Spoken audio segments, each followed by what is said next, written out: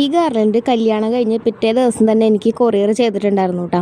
പക്ഷേ എൻ്റെ കയ്യിൽ കിട്ടിയപ്പോൾ കുറച്ചും കൂടി ഡിലേ വന്നിട്ടുണ്ടായിരുന്നു. പിന്നെ ഫ്ലവേഴ്സ് പ്ലാസ്റ്റിക് കവറിൽ ഇട്ടിട്ടാണ് അയച്ചിട്ടുണ്ടായിരുന്നത് കേട്ടോ. അപ്പോൾ ഫുള്ളി ഡാമേജ് ആയി പോലെയായിരുന്നു എൻ്റെ കയ്യിലുണ്ടായിരുന്നത്. അതിലെന്നാലും കുറച്ച് നല്ല പെറ്റൽസും കൂടെ ഉണ്ടായിരുന്നു കേട്ടോ. അപ്പോൾ എല്ലാം കൂടെ അറേഞ്ച് ചെയ്ത് ഞാൻ ഇതേപോലെയാണ് കേട്ടോ ഞാൻ വെച്ചത്. അപ്പോൾ ഫ്ലവേഴ്സ് അയക്കുമ്പോൾ നമുക്ക് പ്ലാസ്റ്റിക് കവറിൽ ഒഴിവാക്കിയിട്ട് വേണം അയക്കാൻ കേട്ടോ.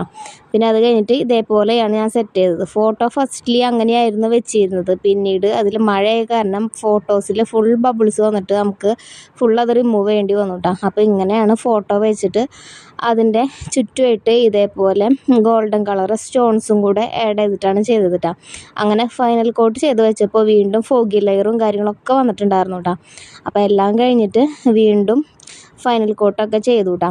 അപ്പോൾ എൻ്റെ ഈ കസ്റ്റമർ എന്ന് പറഞ്ഞിട്ട് അത്രയും കോപ്പറേറ്റീവ് ആയിട്ട് നിന്നിട്ടുണ്ടായിരുന്നു. കാരണം അത്രയ്ക്കും ഡേയ്സ് എൻ്റെ കയ്യിൽ ഉണ്ടായിരുന്ന ഒരു ഫ്രെയിമാണ് കേട്ടോ. അപ്പോൾ അതൊക്കെ കഴിഞ്ഞിട്ട് ഫൈനൽ റിസൾട്ട് നോക്കിയാലോ. അപ്പോൾ ഇതാണ് ഇതിൻ്റെ ഫൈനൽ റിസൾട്ട് വരുന്നത് കേട്ടോ. അപ്പോൾ നിങ്ങൾക്ക് ഇതേപോലെ ചെയ്യണമെങ്കിൽ കോൺടാക്റ്റ് ചെയ്യാം. ഓക്കെ.